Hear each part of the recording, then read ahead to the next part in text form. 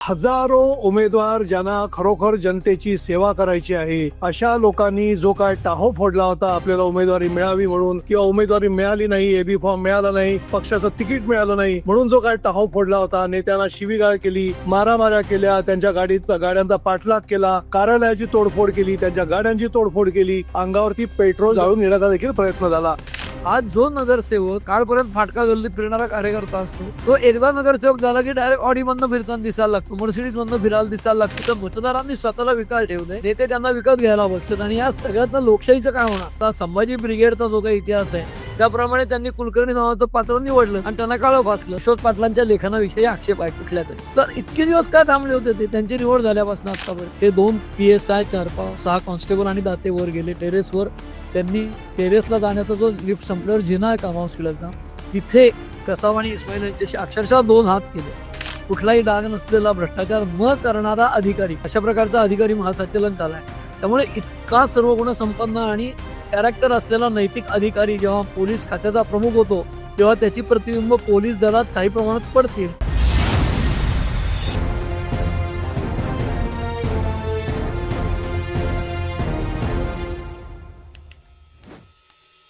मंडळी नमस्कार. मंडळी, महाराष्ट्र मल्टीमीडिया कम्युनिकेशन्स अर्थात MMC न्यूज नेटवर्कच्या वर्तमानच्या या नवीन एपिसोडमध्ये मी मिलिंद लिमये तुमचं पुन्हा एकदा स्वागत करतो. मंडळी, राज्यातल्या 29 महानगरपालिकांच्या महासंग्रामाची तयारी जोरदार सुरू झालेली आहे. त्याच्यासाठी उमेदवारांची रडारड झालेली आहे, आरडाओरड झालेली आहे, नेत्यांना शिवीगाळ झालेली आहे, घेराव घालण्याचा प्रयत्न झालेला आहे, मारहाण करण्याचा प्रयत्न झालेला आहे. जे काय करणं शक्य आहे त्यासाठी झालेला तो काय सगळा प्रयत्न आहे तो आपण सगळ्यांनी पाहिलेला आहे. जनतेची सेवा करण्यासाठी आपण किती आसुसलेले आहोत हे सगळ्या उमेदवारांनी दाखवण्याचा प्रयत्न केलेला आहे. यामुळे खरोखर जो मतदार राजा आहे, या मतदार राजाच्या डोळ्यामध्ये अश्रू आले असतील तर नवल वाटायचं काही कारण नाहीये. तुमच्या आणि माझ्या डोळ्यात देखील हे अश्रू येतीलच, कारण इतक्या हजारो लोकांना जनतेची सेवा करण्याची इच्छा आहे आणि ते करू इच्छितात. त्याचबरोबर नेत्यांचे काही जी विधानं आहेत, त्याच्या नेत्यांमध्ये जी काही भांडणं सुरू झालेली आहेत, ही भांडणं आहेत. त्याच्यानंतर कालच साहित्य संमेलन सुरू झालेलं आहे साताऱ्याला, आणि ह्या संमेलनामध्ये एक वादाची किनार आज त्या गोष्टी घटना घडलेली आहे. संमेलनाचे जे कार्याध्यक्ष आहेत त्यांना काळं फासण्याचा प्रकार घडलेला आहे. अजितदादा आणि भाजपा यांच्यामध्ये कलगीतुरा रंगाला सुरुवात झालेली आहे. दुसरीकडे महायुतीचा पहिला मेळावा मुंबईमध्ये वरळीतल्या डोम इथे होतो आहे. आज मुख्यमंत्र्यांनी सांगलीमध्ये प्रचाराची सुरुवात केली, भाजपाच्या प्रचाराचा नारळ फोडलेला आहे. या सगळ्या विषयावरती आपण बोलणार आहोत आणि त्यासाठी नेहमीप्रमाणे माझ्यासोबत आहेत वरिष्ठ पत्रकार शैलेंद्र परांजपे. शैलेंद्र, नमस्कार. नमस्कार. शैलेंद्र, सुरुवात करूया. हजारो उमेदवार ज्यांना खरोखर जनतेची सेवा करायची आहे अशा लोकांनी जो काय टाहो फोडला होता आपल्याला उमेदवारी मिळावी म्हणून किंवा उमेदवारी मिळाली नाही, एबी फॉर्म मिळाला नाही, पक्षाचं तिकीट मिळालं नाही म्हणून जो काय टाहो फोडला होता, नेत्यांना शिवीगाळ केली, मारामाऱ्या केल्या, त्यांच्या गाड्यांचा पाठलाग केला, कार्यालयाची तोडफोड केली, त्यांच्या गाड्यांची तोडफोड केली, जे काय करणं शक्य होतं ते केलं. अंगावरती पेट्रोल टाकून जाळून येण्याचा देखील प्रयत्न झाला. आम्ही किती निष्ठावंत आहोत आणि आयारामांना कशी तिकीटं दिली, त्याचबरोबर आयारामांना देखील तिकीटं मिळाली हे पण सत्य आहे. या सगळ्या गोष्टीकडे आपण पाहिल्यानंतर प्रथम दर्शनी आपल्याला नेमकं काय वाटतं? प्रथम दर्शनी असं वाटतं की एक मला वाटतं चर्चिलचं किंवा कोणाचं तरी विधान आहे की स्काउंड्रल म्हणजे बदमाशांचा अड्डा आहे शेवटचा राजकारण हा, असं त्यांनी म्हटलं होतं. तर असं ती उक्ती एक 70-80 वर्षापूर्वीची खरी आहे की काय असं वाटावं, असं आजचं वातावरण आहे. आणि दुसरी गोष्ट अशी की विधिनिषेध शून्यता म्हणजे काय, म्हणजे साम दाम दंड भेद काय वाटेल ते करा, पण आज आणि आत्ता या घडीला फायदा मिळवा, या पद्धतीची मानसिकता दिसतेय. दुसरीकडे तुम्ही जी उदाहरणं दिलीत, म्हणजे कोणी पेटवून घेते, कोणी आत्मदहनाचा इशारा देतोय, कोणी पाठलाग करते कोणाचा तरी, कोणीतरी काहीतरी एबी फॉर्मच पुण्यामध्ये दुसऱ्या उमेदवाराचा खाल्ला आणि गिळून टाकला, म्हणजे आता काय तुम्ही काय काय बघायचं राहिलंय. आता आपल्याला सगळ्या प्रेक्षकांना हे माघारीचाही दिवस संपलेला आहे आणि अंतिम चित्र समोर आलंय. तर एक थोडेसे आकडे बघते, प्राथमिक माहिती म्हणून मी सांगतो आणि त्याच्यासाठी वृत्तपत्रातल्या छापील आकड्याचा आधार घेतो, अदरवाईज कागद बघून मी बोलत नाही. ते 29 महापालिकांची ही निवडणूक आहे आणि त्याच्यामध्ये एकूण जे दाखल अर्ज होते त्याच्यापैकी 33,000 दाखल अर्ज होते, 33,606, आणि त्यातली माघारी अनेक लोकांची झाल्यामुळे शेवटी 16,385 उमेदवार रिंगणात आहेत. पुण्यासारख्या ठिकाणी 1100 उमेदवार आहेत. म्हणजे 1000च्या वर उमेदवार एकेका शहरात आहेत आणि एकेका प्रभागामध्ये. आता महापालिकेच्या बाबतीत बीपीएमसी ऍक्ट जो आहे, बॉम्बे प्रोव्हिन्शियल म्युनिसिपल ऍक्ट 1956चा, तर मला वाटतं मुंबई महापालिका वेगळी आणि इतर महापालिकांना वेगळा कायदा आहे. त्यामुळे मुंबईमध्ये एक उमेदवार लढतो एकेका वॉर्डामध्ये आणि पुण्यामध्ये जसं प्रभाग पद्धत आहे, अन्य ठिकाणी प्रभाग पद्धती आहेत. हा प्रभाग जो आहे ना, तो प्रभाग म्हणजे 3-4 उमेदवारांचा प्रभाग केला की पक्षाचा प्राबल्य वाढतं. हा त्यातला भाग आहे. त्यामुळे 4 जणांचा प्रभाग पुण्यातला म्हणजे निम्मा आमदार, आमदाराच्या मतदारसंघाचा निम्मा भाग कव्हर होतो. त्यामुळे गुंड एलिमेंट, कोयता गँग वगैरे असं लोकांना निवडून येणं अवघड जातं. कारण 1,000-1,500-2,000 लोकांच्या दहशत आपली माजवू शकतात. पण व्यापक जनसंख्या असेल तर ते करणं अवघड असतं. तसं हे जे सगळं घडलं याच्यामध्ये मी दरवेळेला बोलत असतो की टेक्नॉलॉजीचा एलिमेंट पण खूप महत्वाचा आणि तो काय आहे? तर आपल्याला माहिती आहे की पूर्वीच्या काळी म्हणजे आपण लोक साधारण एका वयाचे आहोत. तर आपल्या लहानपणी आजोबा आजारी आहेत किंवा आजी आजारी आहे, अशा आशयाची पत्र पाठवणं किंवा तारा पाठवणं हा प्रकार असायचा. म्हणजे रश, अ, आजी सिरियस एवढं स्टार्ट इमिजिएटली. तात्काळ स्टार्ट इमिजिएटली या पद्धतीच्या तारा केल्या जायच्या. आणि ती आजी गेली आहे की काय असंच त्या तिकडच्या नातेवाईकाला वाटायचं. कारण असं की गेली असं नाही कळवायचे. अर्जंट तू निघ, याचा अर्थ ती गेली असंच असायचं, पण ती क्रिटिकल आहे असं कळवलं जायचं. आज परिस्थिती काय आहे की ऍक्सिडेंट केसमध्ये सुद्धा मृताच्या खिशातला मोबाईल काढून त्याची आई, बाप, पत्नी, मुलगा यांना फोन करून कॉन्स्टेबल किंवा कुणी तिथला घटना प्रसंगावरचा घटनास्थळावरचा माणूस फोन करून म्हणतो, अहो हा फोन कोणाचा, अमक्या नमक्याचा, ते वारलेत बरं का, ऍक्सिडेंटमध्ये मेलेत. त्या पद्धतीने माणसं निर्दयपणे सांगतात माहिती किंवा बातमी. आपण ज्याला बातमी म्हणतो ती माहिती. तर घटनेच्या जवळ जाऊन व्हिडिओ कॉल करणं, प्रत्यक्ष दाखवणं, तर टेक्नॉलॉजीमुळं पूर्वीची जी तार होती रश इमिजिएटली ते आता राहिलं नाही. घटनास्थळावरनं प्रत्यक्ष सत्य दाखवायचं. म्हणून प्रत्येक वेळेला मोबाईल फोन करून आज साहित्य संमेलनाच्या ठिकाणी सुद्धा मुख्यमंत्र्यांना फोन घ्यावे लागत होते आणि लोकांना माघारी या म्हणून फोनवर सांगायला होतं. फडणवीसांनी सांगितलं तरच माघार घेत असे अटी घालतात. म्हणजे अजित पवारांच्या घरी लोकांनी टीआर लावला होता जिजाऊ बंगल्यावर की दादा तुम्ही फोन करा, याला तुम्ही फोन केला तर तो माघार घेईल, म्हणजे माझी इलेक्शन. म्हणजे आधी तिकीट द्यायचं उमेदवारांना आणि त्याच्यासाठी केलेल्या बंडखोरांना माघारीसाठी पण नेत्यांनीच फोन करायचे. म्हणजे नेत्यांनी काय काय करायचं अशी व्यथा अजित पवार इन्फॉर्मली पत्रकारांशी बोलताना मांडत होते. त्यामुळे ते कोणाला त्याला सांग त्याच्या फोनवरच माघार घे, मी सगळ्यांना कशाला करायला पाहिजे, या पद्धतीने चालू होतं. आणि दुसरीकडे टेक्नॉलॉजीचा दुसरा एलिमेंट असा आहे की आज आणि आत्ता थांबायची कोणाचीही तयारी नाही. कारण आपल्याला माहिती आहे बघा, पेशन्स कमी झालेत. जसं ट्विटरमध्ये 15 शब्दामध्ये मांडायचंय. इंस्टाग्रामची जी रील आली आहेत ना, ती रील पण आता फास्ट फॉरवर्ड करायची सोय झाली. याचा अर्थ काय? लोकांचा संयम कमी झालाय. 4 सेकंद, 2 सेकंद, 3 सेकंदात बघू, पटकन सांगा, असं जो उमेदवार आज तिकीट इन्स्टंट जमाना आलाय. इन्स्टंटचा जमाना आहे. चायनीज फूडचा जमाना आहे. आत्ता भूक लागली खायचं, अर्ध्या तासाने परत खायचं, अंगाला काहीच लागत नाही, सत्वशील काहीच नाही. तसं 17 सालच्या निवडणुकीनंतर पुण्यामध्ये 8-9 वर्षांनी निवडणूक होतीये. काही ठिकाणी 10 वर्षांनी निवडणूक होतीये. म्हणजे 5 वर्षासाठी नगरसेवक निवडून आले आणि पुढची 5 वर्ष काहीच नाही, प्रशासक राज आहे. त्यामुळे जवळपास 10 वर्षानंतर तेव्हाचे जे सिटिंग उमेदवार होते किंवा नगरसेवक होते ते आता 30च्या 40च्या पुढे गेले, 40च्या 50 साठीला आले. त्यामुळे नवीन जे मतदार झालेले असतात त्यातल्या अनेकांना ऍस्पिरेशन्स असतात. त्यामुळे महत्वाकांक्षा बाळगणाऱ्या तरुणांची संख्या वाढली आहे की ज्यांना निवडणूक नव्हतीच गेल्या 10 वर्षात. त्यामुळे रेस प्रचंड आहे, कटथ्रोट कॉम्पिटिशन आहे आणि थांबायची कोणाची तयारी नाही. टेक्नॉलॉजीच्या काळामध्ये आज जसं सोशल मीडिया आणि याच्यातनं प्रचार होतो तसं मी थांबलो तर 5 वर्ष मला काही नाही. बरं, आमदारकी नाकारलेल्या माणसाला काहीतरी महामंडळ देत आहेत, आता नगरसेवक पण नाकारलं तर त्याला काय देणार? मग तो कुठेतरी एखाद्या समितीमध्ये वृक्ष समितीत कॉप करतो, नाहीतर शिक्षण मंडळात घेतो, नाहीतर काय स्वच्छता समितीवर घेतो ना, आरोग्य समिती, असलं काहीतरी द्यायला लागतं. तर माणसांच्या अँबिशन वाढल्यात, स्पर्धा वाढली आणि पद याच्याबरोबर अँबिशन्स का वाढले आहेत? तर नगर सेवा करताना मोठ्या प्रमाणामध्ये मेवा मिळतो म्हणून अँबिशन्स वाढल्यात. ही बाब तेवढी सत्य नाही का? नाही. सेवा हा विषय नावाला तोंडी लावण्यासारखाच आहे. जसं आयडिओलॉजी हा विषय तोंडी लावायला आहे. लोणचं आणि कोशिंबिरी सारखा. मुख्य पोळी भाजी असते ना आणि भात वरण असतं किंवा भात आमटी असते, डाळ असते. तसं तोंडी लावायचे पदार्थ ते तोंडी लावायला असतात. तसं आयडिओलॉजी ही तोंडी लावायला आहे. कुठल्याही म्हणजे विचारधारा सर्व पक्षांनी सोडली हे दिसतं स्पष्टपणे. नाव सेवेचं आहे. पण खायचा मेवा त्याचं कारण असं, आज जो नगरसेवक कालपर्यंत फाटका गल्लीत फिरणारा कार्यकर्ता असतो, तो एकदा नगरसेवक झाला की डायरेक्ट ऑडीमधनं फिरताना दिसायला लागतो, मर्सिडीजमधनं फिरायला दिसायला लागतो, पजेरोमधनं फिरायला लागतो, टाटा सुमोमधनं फिरायला लागतो.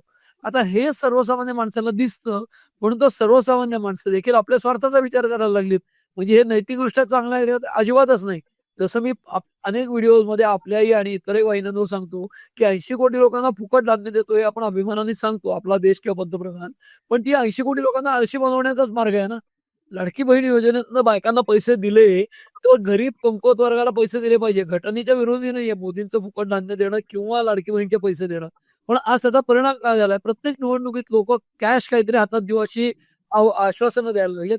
आज आदित्य ठाकरेंनी मुंबईत जी आश्वासनं दिली ती अशीच दिली आहेत, की प्रत्येकाला खात्यात पैसे देऊ. 700 फुटाचं घर मोफत 700 फुटाला टॅक्स आकारणार नाही म्हणतात. सत्ता त्यांची नाही ते देणार कसं हे? डायरेक्टली आर्थिक फायदा लोकांना पोचवायचा आणि मतदाराला विकत घ्यायचं. तर मतदारांनी स्वतःला विकायला ठेवलंय, नेते त्यांना विकत घ्यायला बसलेत आणि या सगळ्यातनं लोकशाहीचं काय होणार? म्हणजे मुळामध्ये लोकशाहीमध्ये निवडून आलेल्या लोकांनी त्यांना कोणी रिव्हॉल्वर लावलेलं नाही, बंदूक लावलेली नाही की राजकारणात या. म्हणतात सेवा करायला. सेवा करतात का? तर नाही. लोकांना ज्या मूलभूत सुविधा सेवा द्यायला लागतात. आज फुटपाथ आहे का? नाही. प्रत्येक फुटपाथवर रोज घरापाशा फुटपाथवर कोणीतरी नवीन 4 पथारीवाले येऊन बसतात. त्यांची आरेरावी असते. टू व्हीलर लावली तर तिथे विकणारा म्हणतो इथे लावू नका. हमरस्त्यावर मोठे मोठे रस्ते आहेत मुंबई, पुण्यामध्ये, नाशिक, कुठेही तिथे लोखंडी जाळ्या लावतात दुकानदार. आमच्या दुकानात लोकांना यायला जागा नाही म्हणून. बरं, फुटपाथ आहेत, बाजूने येऊ शकतात लोक. मध्ये हॉकर बसलेले आहेत, दुकानात कस्टमर येणार कसा? दादर सारख्या ठिकाणी मुंबईत म्हणजे म्हणजे जागांचे रेट जिथे ₹50,000 square foot, ₹40,000 square foot, ₹60,000 square foot, हे मी सांगितल्यावर अन्य शहरातल्या आपल्या प्रेक्षकांना धक्के बसतील. जिथे ₹50,000 स्क्वेअर फूट रेट आहे, तो बरोबर आहे. दुकानात असेल. हा निवासी जर ₹50,000 स्क्वेअर फूट, तर दुकानाचा रेट कमर्शियलचा काही लाख रुपये स्क्वेअर फुटात आहे. तिथं दादर सारख्या ठिकाणी मोठी दुकानं लागलीत, त्यांच्या पुढे 10 पथारीवाले बसलेत. त्याच्या पुन्हा लोक येणार कसे? तो धंदा होणार कसा? म्हणजे ज्या माणसाला कुठलाही टॅक्स नाही, काही नाही, त्या हॉकरचा धंदा होतो आणि दुकानदार बसत बोंबलत. तर ही जी परिस्थिती आहे, या सगळ्यावर उपाय काढण्यासाठी नगरसेवक, मुंबई महापालिका, मग पुणे महापालिका, मग राज्य सरकार, मग ग्रामपंचायत, त्याच्या खाली नगर परिषदा हे त्यासाठी असतात. त्यामुळे सर्वसामान्य माणसाचं जगणं सोपं हो. फार पूर्वी मुंबईमध्ये लोकांना याचिका करावी लागली, की फुटपाथ हे चालणाऱ्यासाठी आहेत का हॉकरसाठी आहेत? तर कोर्टाने आदेश दिला होता, फुटपाथ हे आधी चालणाऱ्यासाठी आहेत, पादचाऱ्यासाठी आहेत, मग बाकी व्यवसायांसाठी. तर म्हणजे पादचाऱ्याला चालायला फुटपाथवर चालता यावं यासाठी कोर्टात धाव घ्यावी लागते. म्हणजे याच पद्धतीने उद्या मला माझ्या घरामध्ये पाणी यावं याच्यासाठी कोर्टात जावं लागेल. मला रस्त्यामध्ये ट्रॅफिकचा सिग्नल बसवा ह्याच्यासाठी कोर्टात जावं लागेल. मग सगळ्या गोष्टींचे उपाय कोर्टामधनं होणार असतील तर राज्यकर्ते हवे कशाला? नगरसेवक हवे कशाला? हा मुद्दा येतो ना. आणि हे काही करत नाहीत, पैसे खातात. म्हणून कटथ्रोट कॉम्पिटिशन सेवा, तथाकथित सेवा करण्याची आहे, ही वस्तुस्थिती. बरोबर आहे.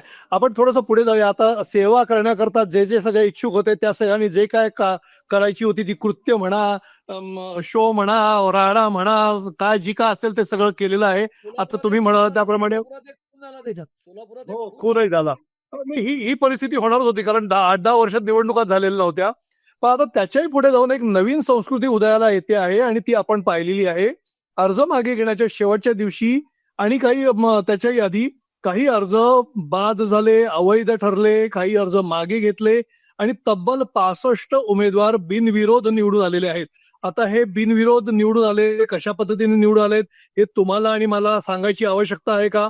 तर बिलकुल आवश्यकता नाही. मात्र सर्वसामान्य माणसाला हे माहिती नसतं. आता या तक्रारी निवडणूक आयोगाकडे गेल्या आणि निवडणूक आयोगाने या सगळ्यावरती जे बिनविरोध निवडून आलेले आहेत, हे बिनविरोध निवडून आल्याचं घोषित होणार नाही जोपर्यंत याची जी एन्क्वायरी आहे ती पूर्ण होणार नाही.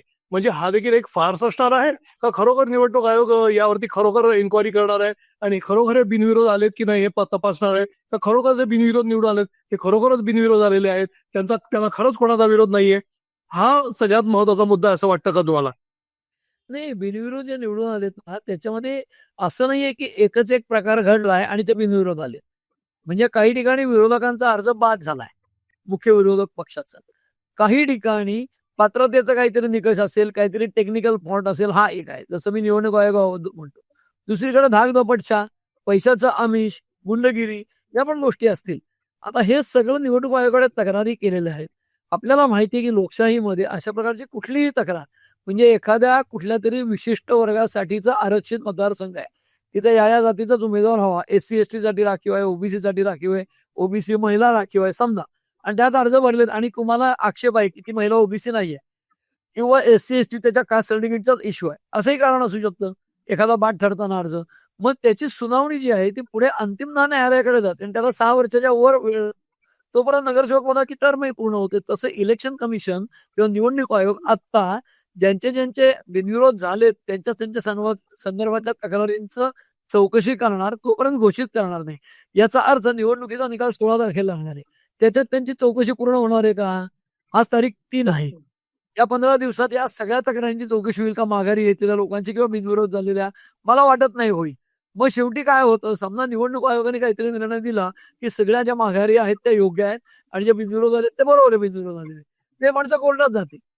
म्हणजे काय होईल, कोर्टामध्ये ती 6 वर्ष 8 वर्ष चालेल, तोपर्यंत त्यांची टर्म पण निघून जाईल. त्यामुळे लोकशाहीमध्ये जसं डार्विनचा सिद्धांत आहे, बळी तो काम पिढीचा किंवा ज्याच्या हाती ससा तो पारधी, तसं लोकशाहीमध्ये तुम्ही तिथे काय केलेलं आहे निवडणूक अर्ज भरण्याच्या केंद्रावर आणि त्या ठिकाणी शेवटी तुमची टेक्निकली माघार जाहीर झाली असेल तर अधिकाऱ्याचं संगनमत आहे का, अधिकारी दोषी का, हे एस्टॅब्लिश करणं अत्यंत अवघड आहे. त्याच्यामध्ये आणखी एक मुद्दा आहे की निवडणूक आयोगाचे जे रिटर्निंग ऑफिसर नेमलेले आहेत किंवा ज्याला आपण निवडणूक निर्णय अधिकारी नेमलेत म्हणतो, हे निवडणूक अधिकारी देखील बायास वागतायत, पक्षपाती वागतायत, कोणाचाही अर्ज स्वीकारतायत, कोणाचाही अर्ज बाद करतायत, कोणालाही निवडणूक फॉर्म भरण्यापासून रोखतायत, कोणाचे अर्ज टेबलाखाली एबी फॉर्म लपवून ठेवतात, हे देखील आपण पाहिलेलं आहे आणि त्यांची देखील एन्क्वायरी निवडणूक आयोगाने लावलेली आहे. नाही नाही नाही, त्याच्यामध्ये पुन्हा तेच की ज्या ज्या गोष्टी कायद्याला धरून झालेल्या आहेत त्या प्रिव्हेल होतील, ज्या कायद्याच्या विरुद्ध असतील, बेकायदेशीर आहे असं एस्टॅब्लिश होईल, त्याच्यावर कारवाई होईल. आणि हे मी पुन्हा सांगतोय की माघारी घेतलेल्या उमेदवारांच्या तक्रारी की मला धाकधपटचा दाखवला किंवा पैशाचा आमिष दाखवलं ते सिद्ध करावं लागेल. शेवटी या सगळ्या गोष्टी कोर्टामध्ये सिद्ध कराव्या लागतात. तसं अधिकाऱ्याने एबी फॉर्म लपवूनच ठेवलाय, तर एबी फॉर्मच्या बाबतीत मी तुम्हाला सांगतो, आपल्याकडे गणेश नाईक आणि मंदा म्हात्र्यांचा जो एपिसोड झाला, तर आमदाराचीच फसवणूक झाली म्हणून आमदार दारोदार फिरत होत्या, त्यांचा जिल्हाध्यक्ष त्यांचा फोन उचलत नव्हता. आता तुमच्या चेहऱ्यावर हसू आलं कारण तुम्हाला नवी मुंबईची परिस्थिती माहिती आहे.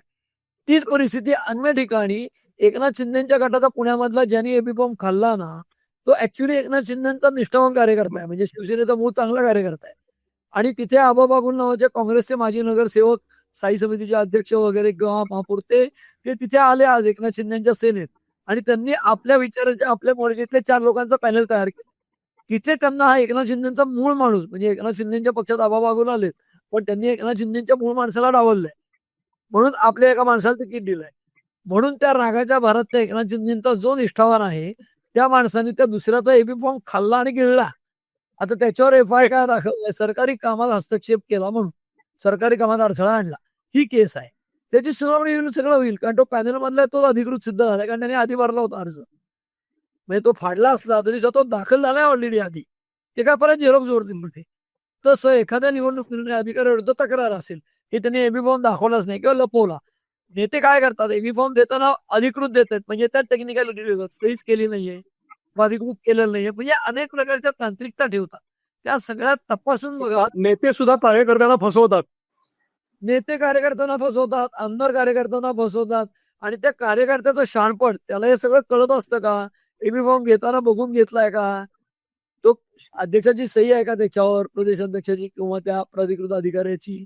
मग तो अधिकृत मानला जातो ना. मग त्याच्यापुढे CA तुम्हाला जे सर्टिफिकेट देतो इन्कमचं, त्याच्यात काही त्रुटी ठेवल्या तर, म्हणजे पुण्यामध्ये गिरीश बापट आणि अंकुश कांगणे यांच्या निवडणुकीला अंकुश कांगणेंना तिकीट नको होतं, त्यांचा अर्ज थोडासा टेक्निकली सदोष भरला गेला किंवा उशिरा भरला गेला वेळेनंतर, असं त्यांनी स्वतःच केलं होतं. तर या गोष्टी लोक विसरत नाहीत ना, पण त्यातनं धडा का घेता येत नाही? कार्यकर्ता किती मुरलेला आहे आणि किती राजकारणात काम करतोय याच्यावर येणार. काही निष्ठावंतांना डावललं. आपण मागच्या आठवड्यात म्हणलं बंडोबा थंडोबा, आज उद्या 2 दिवसात ते सगळे बंडोबा थंडोबा होतात, कारण नेते लक्षच देत नाहीत त्यांच्याकडे, नेत्यांपर्यंत पोहोचता येत नाही गर्दीमुळे, सिक्युरिटीमुळे. नेते येतील, भाषणं करतील, रॅलीज निघतील, प्रचार सुरू होईल, यांना कोण विचारणार? तेव्हा सगळे बंडोबा 2-3 दिवसात थंडोबा होती. आणि हे मी त्या मागच्या व्हिडिओतही म्हणलं होतं की हे प्रत्येक निवडणुकीत होतं, गरमागरमी होते, कुठे मारामारी होतात. आता यावेळेस जास्त झालंय. म्हणून खूप नाही जात याच्या पलीकडे. बरोबर आहे. आपण थोडंसं पुढे सरकूया. परिस्थिती अशी होती की नगर परिषदांच्या निवडणुका झाल्या. नगर परिषदांच्या निवडणुका 75% जास्त महायुतीने जिंकल्या. अपेक्षेप्रमाणे ते बऱ्याच ठिकाणी वेगवेगळे लढले, काही ठिकाणी ते एकत्र लढले. त्याप्रमाणे आता महानगरपालिका देखील असंच आपल्याला पाहायला मिळतंय. जिंकल्यानंतर मुख्यमंत्री असं म्हणाले होते की मी कोणाच्याही विरोधामध्ये काहीही बोललो नाही, मी फक्त विकासाची भाषा केली आणि म्हणून मी निवडून आलो. आता आणि त्यावेळेला त्यांच्या महायुतीमध्ये हे देखील ठरलेलं होतं की एकमेकांच्या पक्षांवरती किंवा नेत्यांवरती टीका टिप्पणी करायची नाही. मात्र तो नियम या निवडणुकीमध्ये सरळ सरळ तोडलेला पाहायला मिळतो आहे. अजितदादांनी काल पत्रकार परिषदेमध्ये स्पष्टपणे माझ्यावरती आरोप करणाऱ्या लोकांवरती च्या बाजूलाच त्यांच्या मांडीला मांडी लावून मी बसलेलो आहे असं उत्तर दिलेलं आहे. उत्तर दिलंय अर्थातच केंद्रीय मंत्री भाजपाचे जे मुरलीधर मोहोळ होते त्यांनी ते टीका केली होती की अजित पवारांकडे सगळे गुंडच आहेत. म्हणजे मोहोळांनी सुरुवात केली, अजितदादांनी त्याला उत्तर दिलं आणि आज पुन्हा रवींद्र चव्हाण, चंद्रशेखर बावनकुळे यांनी पुन्हा एकदा अजितदादांना प्रत्युत्तर दिलं की पैलवानाच्या नादी लागू नका, तुमच्याबद्दल आम्हाला सगळं माहिती आहे, आम्ही आधीपासूनच विरोध करत होतो तुम्हाला बरोबर घेण्याचा, मुख्यमंत्र्यांना आग्रह करत होतो. आता ही जी काय रेषा आहे म्हणजे महायुतीमधली किंवा एक अलिखित नियम होता एकमेकांवरती टीका न करण्याचा, तो मोडला जातोय किंवा यातून नेमकं काय साध्य होत आहे किंवा ही नेमकी कशाची चिन्ह आहेत? हे बघा, त्याच्यामध्ये महाराष्ट्रामध्ये महापालिका निवडणुकांमध्ये सगळ्या महापालिकांमध्ये महायुती किंवा महाविकास आघाडी असणार नाही असं मी म्हणालो होतो की जे खरं दिसतंय झालेलं. कारण मुंबईसारख्या ठिकाणी एकनाथ शिंदेची गरज आहे भारतीय जनता पक्षाला. जसं काही ठिकाणी एकनाथ शिंदे आणि अजित पवार एकत्र आले, काही ठिकाणी अजित पवार आणि भाजप एकत्र आले, काही ठिकाणी एकनाथ शिंदे आणि अजित पवार एकत्र आले, काही ठिकाणी अजित पवार भाजप आलेत, एकनाथ शिंदे भाजप आलेत. वेगवेगळ्या ठिकाणी वेगवेगळे कॉम्बिनेशन्स आहेत. हा त्यातला भाग आहे. त्यामुळे पिंपरी चिंचवड महापालिका जिथे काल अजित पवारांनी प्रेस कॉन्फरन्स घेतली तिथे मागच्या निवडणुकीच्या तोंडावर लक्ष्मण जगताप 20, 22, 25 नगरसेवक घेऊन अर्ज भरायच्या वेळेला ते पळाले होते अजितदादांकडनं भाजपमध्ये. तेव्हा ती महापालिका ते हारले होते. म्हणजे पहिल्यांदाच भारतीय जनता पक्षाने महापालिका जिंकली पिंपरी चिंचवडची 17 साली. त्याच्या आधी नव्हती जिंकलेली आणि ती अजित पवारांच्या हातात होती वर्षानुवर्ष महापालिका. ती पुन्हा रिगेन करण्यासाठी, पुन्हा कॅप्चर करण्यासाठी अजित पवार कंबर कसतायत आणि त्यासाठीच त्यांनी शरद पवारांशी युती केलेली किंवा आघाडी केलेली. त्यांना ते काही मोजक्या मतांनी उमेदवार गेले पुण्यामध्ये आणि तिकडे ते आज धोका घ्यायचा नाही म्हणून ते एकत्र लढतात शरद पवारांच्या बरोबर. त्यामुळे पुण्यामध्ये आणि पिंपरीमध्ये जसं मुरलीधर मोहोळांच्या नादी लागू नका, कारण मुरलीधर मोहोळ पैलवान आहेत. आता मुरलीधर मोहोळ हे अजित पवारांवर टीका करणार, अजित पवार त्यांच्यावर करणार, एकमेकांची लफडी कुलंगडी माहिती अशा टीका करणार. हे फार मी म्हणालो होतो की अजून निवडणूक सुरू होतीये, अजून 10 दिवस आहेत. मी तुम्हाला सांगतो या 10 दिवसात साप, मुंगूस, घुबड, मोर, सगळे हत्ती, अजगर, प्राणी अख्खं प्राणी संग्रहालय नाही, नुसतं प्राणी संग्रहालय उभं नाही राहणार आहे. नुसतं प्राणी संग्रहालय उभं राहणार नाही, इतिहास देखील येणार आहे. औरंगजेब येणार आहे, आणखीन कोण, अफजल खान येणार आहे, सगळे येणार आहे. म्हणून आता मुरलीधर मोहोळ यांनी अजित पवारांवर टीका करणं किंवा अजित पवारांनी मुरलीधर मोहोळांवर टीका करणं, याच्यामध्ये मला एकीकडे एक वेगळं राजकारण दिसतंय. ते पुण्यामध्ये चंद्रकांत पाटील आधी पालकमंत्री होते, पण मुरलीधर मोहोळ आता केंद्रामध्ये मंत्री आहेत आणि खासदार आहेत. तर पुण्याचं नेतृत्व कुठेतरी मोहोळांच्याकडे सोपवायचं का काय, अशी वाटचाल मला आता भाजपची दिसते. दुसरीकडे अजित पवार तर मोठे नेते आहेतच आणि ते पुण्यामध्ये त्यांचा दबदबा असणारच आहे. त्यामुळे त्यांच्यासाठी ती निवडणूक महत्वाची असेल. पण अजित पवार, फडणवीस आणि एकनाथ शिंदे हे या निवडणुकीनंतर पुन्हा राज्याच्या सत्तेमध्ये एकत्र असतील, ते काही काळ तरी एकत्र राहतील अशी माझी अटकळ आहे. आता आपल्याला हे बघावं लागेल पुढे, पण निवडणुकीच्या ही सगळी जे काही एकमेकांवरची टीका आहे किंवा एकंदरीत युती न करणं, महायुती न करणं, स्थानिक स्वराज्य संस्थांच्या निवडणुकीमध्ये, ही सगळी भाजपाची 2029ची तयारी सुरू आहे. 100%. त्याचं कारण असं की स्थानिक म्हणजे कार्यकर्त्यांची निवडणूक आहे असं सगळ्या पक्षाचे नेते म्हणतात. फडणवीस वारंवार सांगतात कार्यकर्त्यांची निवडणूक आहे, स्थानिक पातळीवर बघायला लागतं.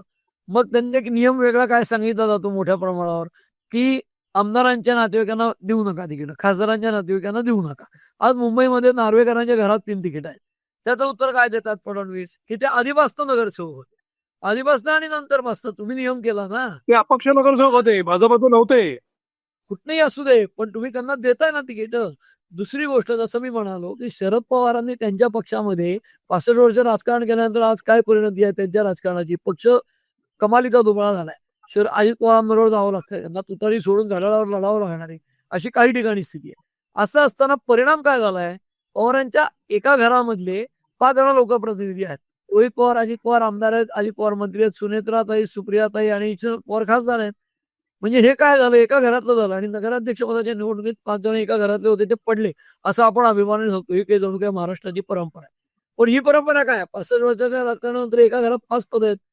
दुसरीकडे आपण काय म्हणतोय, आमदार खासदारांच्या मुलांना तिकीट देणार नाही. पुण्यामध्ये गिरीश बापट्यांच्या सुनेला दिलंय, मुक्ता टिळकांच्या मुलाला दिलंय आणि तिथे काय सांगितलं जातंय, की ते दिवंगत आहेत. दोघेही ते वारलेले आहेत. पदावर असताना, आमदार असताना मुक्ता टिळक वारल्या, खासदार असताना गिरीश बापटांचं निधन झालं. ठीक आहे, त्याच्याविषयी आपल्याला सहानुभूतीच असली पाहिजे. पण म्हणून त्यांच्या वारसांना दिलंच पाहिजे का? कारण ती जी सून आहे बापटांची, ती तिकडे सांगलीत नगरसेविका होती, केळकर माहेरची. तसं कुणाल टिळक जो आहे मुक्ता टिळकांच्या घरातला, तो तो त्यांचा मुलगाच आहे आणि तो तितका सक्षम आहे असं मला वाटत नाही. पण दिलंय. दुसरीकडे अनेक जे नेते आहेत भारतीय जनता पक्षातले, म्हणजे नगरसेवक पदासाठीचे इच्छुक, तिथे वॉर्ड महिलांसाठी राखीव म्हणून त्यांच्या पत्नीला तिकीट द्यायचं, हे काय प्रकार आहे? निश्चित खरं आहे. त्याचबरोबर आणखी एक मुद्दा पुढे आलेला आहे. राहुल नार्वेकर सध्या वादाच्या भोवऱ्यामध्ये सापडलेले आपल्याला पाहायला मिळतात. विधानसभेचे अध्यक्ष आहेत. विधानसभेचा अध्यक्ष किंवा विधान परिषदेचा सभापती किंवा उपसभापती यांनी राजकारणात सक्रिय भाग घेऊ नये अशा पद्धतीचे संकेत आहेत. मात्र नीलम गोऱ्हे यांनी ते सरळ सरळ पायदळी तुडवलेले आहेत. त्याचबरोबर आता राहुल नार्वेकर देखील ते पायदळी तुडवताना दिसत आहेत. ते तर सरळ सरळ दम देताना दिसत आहेत उमेदवाराला किंवा उमेदवाराच्या नेत्यांना, आणि पोलिसांना सांगून त्याचं संरक्षण काढून घेण्याची भाषा ते करतायत. असा एक व्हिडिओ प्रसिद्ध झालेला आहे. याची चौकशी सुरू केली निवडणूक आयोगाने. आता यातून काय साध्य होईल हा भाग वेगळा, परंतु जे समोर चित्र दिसतंय आपल्याला त्याप्रमाणे सगळे संकेत पायदळी तुडवले जातात असंच दिसतंय, नाही का? त्याचं कारण असं की ही सुरुवात आज नाही झाली. संविधानिक पदांचं एकूण गरिमा कमी करणं किंवा ती डायल्यूट करणं, ही सुरुवात आता भगतसिंग कोश्यारी हे राज्यपाल असताना कसे व्हायले आपण पाहिलंय. म्हणजे राज्यपाल या पदाचा राजकारणासाठी गैरवापर व्हायला लागला तर त्या पदाची गरिमा असते ती कमी होईल किंवा त्याचं पद आहे ती कमी होईल. तसं विधानसभेचे अध्यक्ष असताना नार्वेकरांच्या घरातले कोणी तिकीट भरतात, अर्ज भरतात उमेदवारी, त्यांनी गेल्यानंतर ऑब्व्हियसली त्यांचा प्रोटोकॉल तर चालूच राहतो. त्यामुळे त्यांच्या ज्या पदाला किंमत आहे त्या पदाची प्रतिष्ठा ते या ठिकाणी वापरायला लागले, त्या पदाची प्रतिष्ठा कमी होते आणि ते करणं योग्य नाही. त्यामुळे पायदळी तुडवणं किंवा नीतिमत्ता वगैरेच्या गोष्टी करायच्या, आयडिओलॉजीच्या गोष्टी करायच्या, आपण त्या आयडिओलॉजीला तिलांजली द्यायची, हे सरसकट दिसतं. तेच पदांच्या प्रतिष्ठेच्या बाबतीत आहे. म्हणजे फडणवीसांचा तुम्ही उल्लेख केलात की मी कोणाच्याही विरुद्ध व्यक्तिगत टीका केली नाही नगराध्यक्ष पदाच्या निवडणुकीत 500वर रॅलीज घेऊन. मला असं वाटत नाही ते कायम राहील. त्याचं कारण असं की महापालिकेच्या निवडणुकीला मुंबईमध्ये स्टेक्स खूप जास्ती आहेत. आज मोदी किंवा आपले उत्तर भारताचे आदित्यनाथ योगी येणार आहेत सभा घ्यायला. ते काय प्रकारची भाषा वापरणार आहेत? म्हणजे पंतप्रधान अगदी खालच्या लेवलची भाषा वापरतील असं नाही, पण बिटवीन द लाईन्स त्यांची जी अजेंडा आहे, खान आणि बाण आणि मोहम्मद अली रोड सगळीकडे करायचा, ही तर लाईन विजय संकल्प मेळाव्यात केली होती. त्याचंच म्हणजे आज योगी आदित्यनाथ येऊन काय करणार आहेत? ते बटेंगे गटेंगेच करणार आहेत ना, दुसरं काय करणार आहे? त्यामुळे ही जे आहे हे कोणाच्या विरुद्ध केलं नाही म्हणताना ठाकरेंनी काय केलं हे प्रश्न विचारणार आहेत फडणवीस. भ्रष्टाचाराचा मुद्दा घेणार आहेत करोनाच्या काळातला. त्यामुळे त्यांनी ऑलरेडी सुतोवाच केलंय.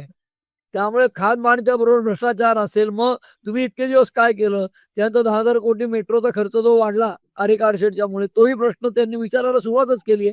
म्हणजे टीका करायला भाषाच असभ्य वापरायला लागते अशातला भाग नाही. टीका केली जाणारच आहे. फक्त मी म्हणतोय तसं सगळे प्राणी, अफजल खान, दुःशासन हे सगळे बाहेर येतील. त्याच्याही आधीच्या निवडणुकीला काय झालं होतं, आमचे कृष्ण आहेत फडणवीस आणि ते बाटलीत बंद करतात राक्षसाला. ती स्टोरी सांगितली होती आशिष शेलारांनी मुंबईचे अध्यक्ष असताना. तशा मायथॉलॉजिकल स्टोऱ्या म्हणजे पौराणिक कथा. त्याच्यानंतर आपल्याकडे काय महाभारत रामायणापासून पौराणिक कथांना तोटा नाहीये. त्या सगळ्या भरपूर उदाहरण आहेत आपल्याकडे. ते सगळे आता या निवडणुकीच्या 10 दिवसात अवतीर्ण होणार आहेत. आणि घेशील किती दो करांनी असं होतं ना आपल्याला, किती वेचू काय फुलं पडतायत तसं पत्रकारांना होईल. घेशील किती दो करांची जोडी. आपण हे राखून ठेवूया आणि आपण हे राखून ठेवूया. आपल्याला आणखी पण चर्चा करायची आहे भविष्यामध्ये, कारण निवडणूक काय संपत नाही. आपण पुढच्या परत पुन्हा एकदा चर्चा करणार आहोत. आता आपण थोडंसं सरकूया आपण साताऱ्याच्या साहित्य संमेलनाकडे. साहित्य संमेलनाचं उद्घाटन झालं. मुख्यमंत्र्यांनी पुन्हा एकदा मराठीचा मुद्दा निघाला. तारा भवाळकरांनी मी मराठीची शिक्षिका आहे, मराठीवरती मराठी सोडून इतर भाषेची सक्ती नको असा आग्रह केला. विश्वास पाटलांनी गोंड्याची आणि पालखीची उपमा दिली, झेंड्याची आणि दांड्याची उपमा दिली. या सगळ्या गोष्टी झाल्या. मग मुख्यमंत्र्यांनी पुन्हा एकदा मराठीच सक्तीची मराठी फक्त सक्तीची राहील, बाकी भाषांची सक्ती केली जाणार नाही असं म्हटलं. तिसरी पासून भाषाला पुन्हा पहिलीपासून हिंदी लागू करायची की नाही याच्यावरती विचार सुरू आहे म्हणाले. म्हणजे ठोस आश्वासन त्यांनी काही दिलं नाही. हा भाग एकीकडे. दुसरीकडे तिकडे संभाजी ब्रिगेडनी विश्वास पाटलांनी लिहिलेल्या एका कादंबरीच्या संदर्भामध्ये आंदोलन केलं. संमेलन उधळून देऊ म्हटलं होतं आणि तोंड फासलं, तोंडाला काळं फासलं ते मात्र संमेलनाच्या कार्याध्यक्षाला. म्हणजे विश्वास पाटलांना काहीच केलं नाही. विश्वास पाटलांबद्दल काहीच चकार शब्द काढला नाही, बोलले नाही, आंदोलन केलं नाही. कुलकर्णी नावाच्या व्यक्तीवर काळं फासलं संभाजी ब्रिगेडनी. याच्या मागचं नेमकं काय कारण आहे? पहिला प्रश्न आपण मराठीच्या विषयावरती आणि दुसरा प्रश्न कुलकर्णी यांना काळा फासलो त्या संदर्भातला आहे. दोन गोष्टी सांगू का? असे जे आंदोलक असतात ना, त्यांना काहीतरी केलं हे दाखवायचं असतं. तेव्हा सॉफ्ट टार्गेट निवडलं जातं. आता संभाजी ब्रिगेडचा जो काही इतिहास आहे त्याप्रमाणे त्यांनी कुलकर्णी नावाचं पात्र निवडलं आणि त्यांना काळं फासलं.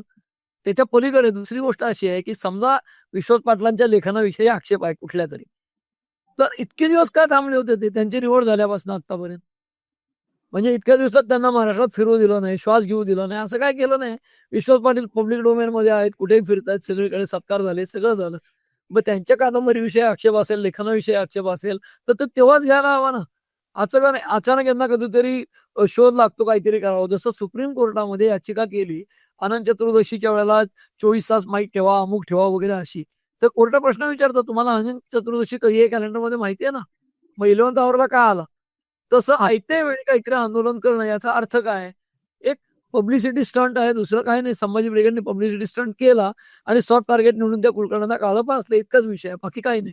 संमेलन होऊ देणार नाही, उद्या नव्हते, किंमत नाही. कारण छत्रपती घराण्यातलेच गृहस्थ स्वागत अध्यक्ष आहेत, तिथं काय करतील ते?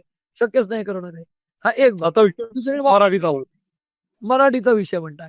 मराठीच्या विषयाच्या बाबतीत मुख्यमंत्र्यांनी जे सांगितलं ते असं, की जी आधीची भूमिका सरकारची आणि ती यापूर्वी मांडली आहे, की महाराष्ट्रामध्ये सक्ती आहे ती मराठीचीच आहे. अनिवार्य भाषा मराठीच आहे. पण वैकल्पिक भाषा ज्या आहेत इतर 2-3 भाषा शिकू शकतात, हे जर पाठ्यक्रमात आणायचं असेल आणि तो नॅशनल एज्युकेशन पॉलिसीच्या अंडर त्यांनी केलं होतं. तसं अन्य भाषा करताना कालही परत मुख्यमंत्र्यांनी त्याच्यावर वेगळ्या ठिकाणी बोलताना हेच सांगितलंय आणि संमेलनात सुद्धा, की तुम्ही जर्मन, फ्रेंच अशा भाषांचं स्वागत करता, मग हिंदी किंवा भारतीय भाषांचा दुस्वास का? बरं, प्रश्न दुस्वासाचा नाहीये, त्या लादल्या जाऊ नयेत. पण सरकार लादत नाहीच आहे ना. म्हणजे तो अहवाल नीट वाचले तर लक्षात येईल की ते लादण्याचा विषय नाहीच आहे त्याच्यामध्ये. अनिवार्य भाषा मराठी आहे. वैकल्पिक मग ती प्रायमरी शाळेपासून असावी का नसावी? आणि त्याच्यावर आज मी तिला तो प्रश्न विचाराधीन काय आणि सरकारने माघार घेतली होती मागे. आधीच्या समितीच्या अहवालात मागे ठेवूनच नरेंद्र जाधव समिती नेमली ना. याच्यावर तर 4 पावलं मागे आलं ते सरकार. नरेंद्र जाधवांची समिती आता जे काही रेकमेंड करेल त्याप्रमाणे करू असं ते म्हणतात.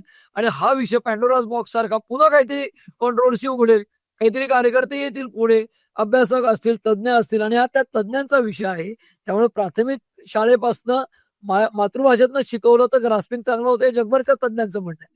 त्यामुळे म्हणजे आणि लहान मूल 5व्या वर्षीपर्यंत म्हणजे बोलायला लागल्यापासून 5व्या वर्षीपर्यंत 4-5 भाषा सहज पिकअप करतं, पण त्या कलोक्वियल लेखी शिकवताना तुम्ही मातृभाषेत शिकवलं तर त्याचं सगळ्या विषयांचं अध्ययन देखील चांगलं होतं, हे जगभर सिद्ध झालंय. त्याच्या पलीकडे जाऊन अन्य भाषा शिकायच्या तर त्या अनिवार्य नाहीत असं मुख्यमंत्री म्हणतायत. आणि बाकीच्या लोकांनी जे सांगितलं म्हणजे महामंडळाचे अध्यक्ष मिलिंद जोशी असतील, तारा बावळकर असतील, त्याच्यानंतर संमेलनाध्यक्ष विश्वास पाटील असतील. आता विश्वास पाटलांच्या भाषणामध्ये बॅलन्स खूप केला होता. एकीकडे मुख्यमंत्र्यांचं कौतुकही केलं, सरकारवर टीकाही केली, त्यांनी बॅलन्सिंग ऍक्ट केलं. तारा बावळकर म्हणाले माझं भाषण दिल्लीतलं गाजलं, त्याची कारण स्वाभाविक आहेत, त्यांनी मोदींवर टीका केली होती. तर त्यामुळे हे सगळं वृत्तपत्रांच्या हेडलाईन्स आणि हे सगळं बघून एकीकडे आणि दुसरीकडे म्हणजे तारा बावळकर असा आक्षेप येता येणं शक्यच नाही का त्यांचं कॅरेक्टर इम्पेकेबल आहे, त्या ग्रेट विदुषी आहेत. परंतु बाकी जरी म्हटले साधारण हेडलाईन्स आणि इकडे तिकडे बघूनच करत असतात. आपल्याला सध्याच्या संमेलनाचे अध्यक्ष पानिपतकार विश्वास पाटील यांच्याविषयी माहिती आहे, ते तर सरकारी सेवेतही होते आणि त्यामुळे त्यांना हा मुत्सद्दीपणा त्यांच्या ठायी आहे. त्यामुळे त्याच्यावर काही वेगळी चर्चा करायचं कारण नाही. बाकीची मंडळी त्याप्रमाणे बोलतात. मुख्यमंत्र्यांनी त्यांच्यातलं पठडीबाज उत्तर राजकीय जे आहे ते दिलंय की अनिवार्य भाषा मराठीच आहे महाराष्ट्रात. तसंच त्यांनी आणखीन एक सांगितलं की महाराष्ट्रामध्ये सक्ती मराठीचीच, बाकी कशाची नाही. तर हे कुठेतरी निवडणुकीला पण त्यांना उपयोगी पडणार आहे. म्हणून त्यांनी त्या व्यासपीठावरनं एकीकडे माघारी घेणाऱ्या लोकांना फोन करत करत करत माफी मागितली की मला सारखं फोनवर बोलायला लागतंय संमेलनाच्या व्यासपीठावरनं, आणि दुसरीकडे निवडणुकीचं कामही केलं त्या व्यासपीठावर बसून. तिसरीकडे एक शेराही हाणला की तुमचे कसे अध्यक्ष या अध्यक्षपदाची सूत्र त्या अध्यक्षांकडे देतात आणि तेही तिथे आनंदाने ती देतात. आमच्याकडे सत्तेचं हस्तांतरण असं झालं तर किती चांगलं वाटेल. उद्या यांची सत्ता गेली तर हे आनंदाने थोडेच पाय उतार होणार. खरं जेव्हा मुख्यमंत्री झाले, एकनाथ शिंदे मुख्यमंत्री तेव्हा त्यांच्या चेहऱ्यावरचं जे काही दुःख होतं ते मला अभिनय वाटतो, पण शरद पवार सुद्धा म्हणाले होते की त्यांनी नाराजी नुसती घेत उपमुख्यमंत्री. निश्चितपणे निश्चितपणे निश्चितपणे आपण हा साहित्य संमेलनामध्ये आणखीन साहित्य संमेलन सुरू आहे आणि त्याच्यामध्ये जे काय आणखीन मुद्दे येतील त्याच्यावरती आपण नंतर चर्चा करणार आहोत. राज्य सीमाचे निश्चितपणे ते निश्चितपणे होतील. जाता जाता एकच फक्त विषय आहे की राज्याचे पोलीस महासंचालक पुन्हा एकदा सदानंद दाते झालेले आहेत आणि 2 वर्षाकरता सदानंद दाते झाले आहेत. राष्ट्रीय तपास यंत्रणांच्या चे प्रमुख राहिलेले आहेत. ते अनेक ठिकाणी फोर्स वनचं त्यांनी प्रमुख म्हणून काम केलेलं आहे आणि एक महाराष्ट्रीयन माणूस पुन्हा एकदा महासंचालक झालेला आहे. तुम्ही त्यांचे मित्र आहात जवळचे, त्यांचं काम जवळून पाहिलंय, म्हणजे त्यांना अगदी लहानपणापासून आपण पाहिलेलं आहे. तेव्हा पुढची जी दोन वर्ष आहेत सदानंद दाते महासंचालक म्हणून कितपत यशस्वी ठरू शकतील किंवा कशा पद्धतीने त्यांचा कामाचा ठसा उमटवू शकतील असं वाटतं तुम्हाला? 2-3 आस्पेक्ट आहेत. सदानंद दाते हे माझे अगदी बालपणीचे मित्र आहेत. वर्ष 4 पासून म्हणजे आठवते तेव्हापासूनचे मित्र आहेत. माझ्या गल्लीतच ते लहानाचे मोठे झालेत. आम्ही अगदी माध्यमिक शाळा संपेपर्यंत म्हणजे 10वी-11वी पर्यंत बालपणापासून 11-12 वर्ष बरोबर घालवलेली आहेत. पहिली वर्ष 4 ते 15 पर्यंतची आणि अगदी म्हणजे सकाळपासून रात्रीपर्यंत सर्व प्रकारचे आम्ही जे काही गल्लीतले विटीदांडू, गोट्या, लगोरच्या पासनं फुटबॉल, क्रिकेट पासनं सगळे गेम खेळलं. गणेश उत्सव एकत्र गणपती बसवलाय, गणेश उत्सवातलं नाटक एकत्र केलंय, पत्ते, कॅरम असेल वाचन आम्ही बरोबर केलेलं आहे. म्हणजे रहस्य कथांचं वाचन असेल लायब्ररी लावून शाळेच्या सुट्टीत, तर आम्ही असे 8-10 मित्र जिन्यात बसायचो, पाय समोरच्या भिंतीला लावून लाईनीत 8-10 मित्र, त्यात दाते पण असायचे आणि आम्ही सगळे बसायचो. आम्हाला तेव्हा कोणाला वाटलंही नसेल की इतके मोठे सरकारी अधिकारी होतील किंवा मी पत्रकार होईल, हेही अर्थात वाटलं नसेल त्या काळात. तर तसं ते सगळे लोक इलस्ट्रियस करिअरमध्ये, कोणी ओएनजीसीचा जीएम झालाय, कोणी सॉफ्टवेअरमध्ये अमेरिकेत राहून परत आलेत मोठे, किंवा कोणी डॉक्टर आहे, असे वेगवेगळ्या पदांवर लोक गेलेत ते लहानपणीचे मित्र. पण सदानंद दातेंच्या विषयी म्हणजे अक्षरशः 10x10च्या भाड्याच्या घरात एका वाड्यामध्ये ते राहायचे. अतिशय प्रतिकूल अशी परिस्थिती होती. त्यांचे वडील 8वी-9वीत असताना वारले. त्यांनी वृत्तपत्र टाकली घरोघरी. त्यांच्या मातोश्री लोकांकडे स्वयंपाक करायच्या अनवाणी जाऊन गल्लीमध्ये आणि त्या मुलांनी शिक्षण पूर्ण करावं ही त्यांच्या मातोश्रींनी मात्र एन्श्युअर केलं आणि त्यातनं 3ही मुलं शिकली. दाते हे मधले आहेत. त्यांना एक मोठा भाऊ आहे, एक छोटा भाऊ आहे आणि तेही सुस्थित आहेत. मोठे बंधू एका सहकारी बँकेत होते, धाकटे बंधू एका कन्स्ट्रक्शन कंपनीत काम करतात ग्रॅज्युएशन नंतर पुढे. आणि मातोश्री त्यांच्या आजही आहेत. 26-11च्या वेळेला ते लढले कामा हॉस्पिटलला, तेव्हाही त्यांच्या मुंबईच्या घरी त्यांच्या मातोश्री होत्या. तुम्ही विचार करा किती तणावाचं वातावरण असेल. आज अनेकांना माहीत नाही, कामा हॉस्पिटलमध्ये कसाब आणि इस्माईल, अजमल कसाब आणि इस्माईल हे दोघं काही लोकांना बंदी करून ओलीस ठेवून कामा हॉस्पिटलला लपले होते टेरेसवर. त्यावेळेला दाते तिथे गेले. त्यांच्याबरोबर त्यांचा वायरलेस कॉन्स्टेबल आणि ड्रायव्हर चालक गाडीचे होते आणि तो कॉन्स्टेबल 21 वर्षाचा होता. दाते 43 वर्षाचे होते. त्यांना खाली भेटलेले एक PSI आणि 2 कॉन्स्टेबल, दुसरे एक PSI आणि कॉन्स्टेबल हे बरोबर होते. हे 2 PSI, 4-6 कॉन्स्टेबल आणि दाते वर गेले टेरेसवर. त्यांनी टेरेसला जाण्याचा जो लिफ्ट संपल्यावर जिना आहे कामा हॉस्पिटलचा, तिथे कसाब आणि इस्माईल यांच्याशी अक्षरशः 2 हात केले. म्हणजे दातेकडे 9mm कार्बाईन होती आणि ते वरनं AK-47चं फायरिंग करत होते. दाते आणि ते कांबळे जे होते वायरलेसचे कॉन्स्टेबल, त्यांच्याकडे 9mm कार्बाईन आणि बुलेट प्रूफ जॅकेट होतं. बाकी लोकांकडे जॅकेट नव्हतं. त्यामुळे अनेक लोक त्यातले धारातीर्थी पडले आणि दातेंनी त्यावेळेला त्या दोघांना टेरेसवर रोखून धरलं. AK-47 किंवा AK-47चं फायर आणि त्यांनी हँड ग्रेनेड म्हणजे सिनेमात बघतो तसे बॉम्ब, हात बॉम्ब टाकले. कसाब आणि इस्माईलनी 5 बॉम्ब टाकले यांच्या दिशेने. त्यातला 5वा त्यांच्या पायापाशी उजव्या पायाच्या पुढे थोडंसं अंतरावर फुटला. दाते कोसळून पडले उडून हवेत आणि त्यानंतर कसाब आणि इस्माईल खाली पळाले खूप वेगाने आणि ते झुडपात लपले, कारण इस्माईल जखमी झाला होता. म्हणजे त्या तिरमिरीत दातेंनी बॉम्ब फुटल्यावर पायाखाली उडून पडल्यावर कुणीतरी खाली जाते असं जाणवल्यामुळे पटकन उठले आणि बाजूला जो PSI पडला होता धारातीर्थून त्याच्या रिव्हॉल्वरने गोळी झाडली, जी इस्माईलच्या मांडीत मागे घुसली. मागेनं ते उतरत असल्यामुळे हे नंतर एस्टॅब्लिश झालं तपासामध्ये, कारण ते तपासता येतं. कारण त्या PSIच्या कॉन्स्टेबल त्या PSIच्या रिव्हॉल्वरची गोळी कशी झाडली गेली तो पडला होता. मग ते दात्यांच्या जबाबात आले की त्यांनी झाडली होती. हे सगळं दाते सविस्तर कधीही सांगत नाही. मी सांगायचं कारण असं की हा देशासाठी रक्त सांडलेला पोलीस अधिकारी आहे आणि तो कधीही खासगीत किंवा कुठल्याही इंटरव्ह्यूत हे सगळं सांगत नाही म्हणून मी सांगतोय. त्यांची धारणा एवढीच आहे, मी देशासाठी रक्त सांडू शकलो याचा मला अभिमान आहे आणि मी कर्तव्य बजावू शकलो म्हणून अभिमान. आणि मी एकट्याने काही केलं नाही, मी लीडर नव्हतो. आम्ही सगळ्यांनी म्हणजे मुंबई पोलिसांनी एकत्र प्रतिसाद दिला आणि त्या घटनेतनं खूप काही शिकलो अशी त्यांची धारणा आहे. म्हणून मी हे मुद्दाम सांगतो की इतके जमिनीवरची व्यक्ती आहे आणि तो मित्र असल्याचा आम्हाला अभिमान आहे. दुसरीकडे इतक्या प्रतिकूल परिस्थितीतनं पोलीस महासंचालक या सर्वोच्च राज्याच्या पोलीस प्रमुख पदापर्यंत गेला आहे, त्याचा आनंद आहे. त्यामुळे त्यांनी त्यांच्या कामाचा ठसा वेगळ्या ठिकाणी उमटवला आहे. सीबीआयमध्ये त्यांनी 100 कोटीच्या वरचे फ्रॉड, 100 कोटीच्या वरचा भ्रष्टाचार पब्लिक सेक्टर अंडरटेकिंग मधला एफ-आय-आर लेव्हलपर्यंत आणण्याचं काम केलं. हे कमी लोकांना माहिती आहे. त्यांनी फोर्स वन मध्ये काम केलं. तिथे अत्याधुनिक शस्त्रास्त्र, त्या कमांडोचं ट्रेनिंग, त्यांना विकली ऑफ देणं, अनेक गोष्टी सुधारणा केल्या. त्याच्यानंतर त्यांनी सीआरपीएफ मध्ये काम केलं. तिथे त्यांचे इनपुट्स वरनं ते छत्तीसगडमध्ये होते आणि तिथे माओवाद किंवा नक्षलवाद खूप आहे. तिथे त्यांनी ज्या टिप्स दिल्या त्याच्यातनं आम्हाला खूप मदत झाली असं अतुलचंद्र कुलकर्णी एनआयएचे आधीचे प्रमुख त्यांनी सांगितलं. त्याच्यानंतर त्यांनी नक्षलवादी भागामध्ये जे काम केलं तिथे भंडाऱ्याचे एसपी असताना 3 वर्षामध्ये त्यांचं टेन्युअर असताना भंडारा पोलीस अधीक्षक म्हणून सरकारची शरणार्थीची स्कीम जी असते, दरोडेखोरांनी शरण यावं. मध्य भारतात चंबळेच्या खोऱ्यातले खूप जण आले ना बंदुका टाकून सामान्य जीवन प्रवासात. ती गव्हर्नमेंटची स्कीम येण्याच्या काही काळ आधी सदानंद दातेंनी अशा प्रकारची शरणार्थी स्कीम राबवून भंडाऱ्यामध्ये 3 वर्षात जेवढे आदिवासी मुलं सशस्त्र माओवादाकडे, नक्षलवादाकडे गेली होती, ती 3 वर्षात सगळीच्या सगळे तरुण सामान्य याच्यामध्ये पोलिसांना शरण आले. शस्त्र घेऊन तुमरेड्डी, शिवाजी तुमरेड्डी नावाचा ड्रेडेड नक्षलाईट एके बंदूक घेऊन शरण आला तो आणि त्याची पत्नी 101 303 घेऊन. तर ही फार मोठी अचिव्हमेंट होती. त्यांनी भंडाऱ्यामध्ये जे कॉन्स्टेबल व्यसनाधीन झाले होते त्यांना अभय बोंग यांच्या मदतीने कार्य करून व्यसनमुक्त केलं. तर हा माणूस एकीकडे वेलफेअर स्टेटला अपेक्षित गोष्टी करतो, दुसरीकडे पोलिसिंगच्या गोष्टी करतो, तिसरीकडे कर्तव्य बजावताना सशस्त्र लढाई देतो. तर अशा आणि त्याच्या पलीकडे दोन कॅरेक्टर म्हणजे चारित्र्य संपन्न, कुठलाही डाग नसलेला, भ्रष्टाचार न करणारा अधिकारी, म्हणजे आजच्या काळामध्ये सिस्टीम मधला पांढरा वाघ मिळाला पाहिजे अशा प्रकारचा अधिकारी महासंचालन झालाय. ठसा तर त्यांनी सगळीकडेच उमटवलाय. फुलब्राईट फेलो म्हणून न्यूयॉर्क पोलीस डिपार्टमेंट बरोबर वर्षभर काम केलंय, व्हाईट कॉलर क्राईम डिटेक्शनचं. त्यामुळे इतका सर्व गुण संपन्न आणि कॅरेक्टर असलेला नैतिक अधिकारी जेव्हा पोलीस खात्याचा प्रमुख होतो तेव्हा त्याची प्रतिबिंब पोलीस दलात काही प्रमाणात पडतील पुढच्या 2 वर्षात, अशी मला आशा आहे आणि मी त्याला शुभेच्छा देतो. निश्चितपणे मंडळी, आपल्याला हे लक्षात आलं असेल की आपल्याला अतिशय उत्तम असे पोलीस महासंचालक लाभलेले आहेत. त्याचबरोबर आता महानगरपालिकांचा संग्राम आहे, त्याच्यामध्ये त्यांची भूमिका देखील काही प्रमाणामध्ये मोठी महत्वाची ठरणार आहे. कारण शेवटी राज्याचं पोलीस दल त्यांच्या अखत्यारीमध्ये येतं. आणि आता साहित्य संमेलनामध्ये ज्या काही घटना घडल्यात या सगळ्या घटना आपण पाहिल्या.